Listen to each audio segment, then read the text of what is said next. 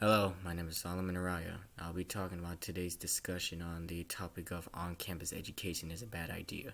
I will be using three main points as well as using sub-points to help transition on with the speeches on the points that I will be bringing for the topic. Starting with major point one, the situation on COVID 19 today.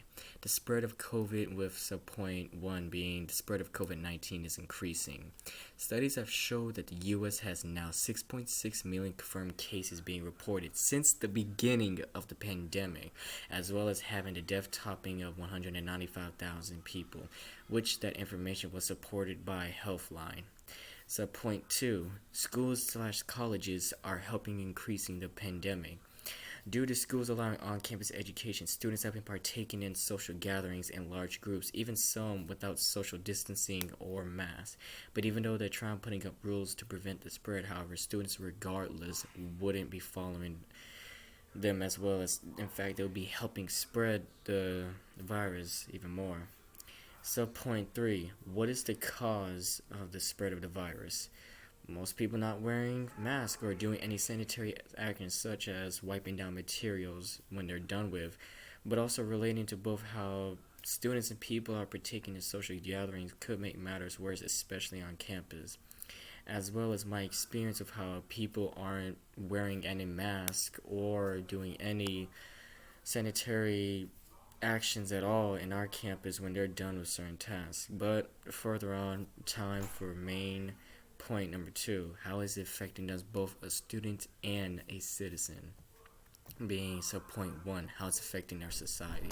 It's affecting our society greatly with how when it first started it caused a major businesses, schools, and homes by having us experience a quarantine, but for the first time in history causing a massive shutdown, making people stay in their homes for safety and having people resort to using social media as a ways of communicating one another without spreading the virus. Point two, how it's affecting our college experience. With how the pandemic affecting our society, it made colleges create rules and safety guides to prevent anyone from getting infected.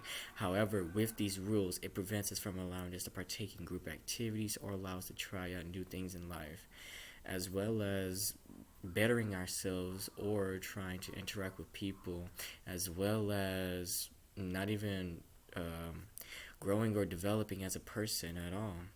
And three, how it affects our education in general.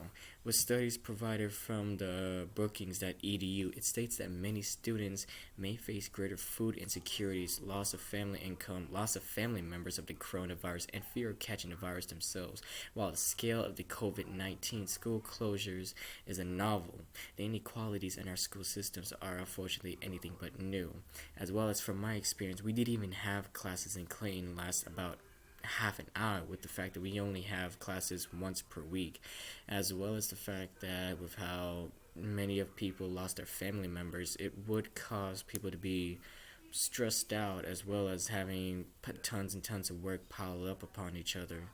And that brings us to main point three, what's going on today on campus education. Students are already getting infected today. Piece of evidence stated by NBC News states that the University of Alabama reported more than 550 people, the majority of the students, tested for the coronavirus since class began week 1. 550 people. And that was just the beginning week of since classes started. And not only that, but Montclair State University in New Jersey this week buried 11 students from student housing for 2 weeks after they were caught partying in residence hall at an off-campus bash. This only got worse from our end with how I experienced students from Clayton, as stated before, that they're not wearing any masks. Further, as proclaimed on the website, that 10 people were already affected, and that was when freshmen, myself included, were moving in. And to this day, we're still getting updates regarding to that, as well as subpoint number two, as in schools that have been closed or quarantined, with the idea of being stated before from the Education Week, saying that COVID-19, to summarize it, is posed with a threat of 20 to 21 school years as a challenging, or more so than not last. The virus shut down nearly every school building last spring in a historic disruption of education. Schools were forced to shift distance learning nearly overnight as the coronavirus continues to rampage different regions.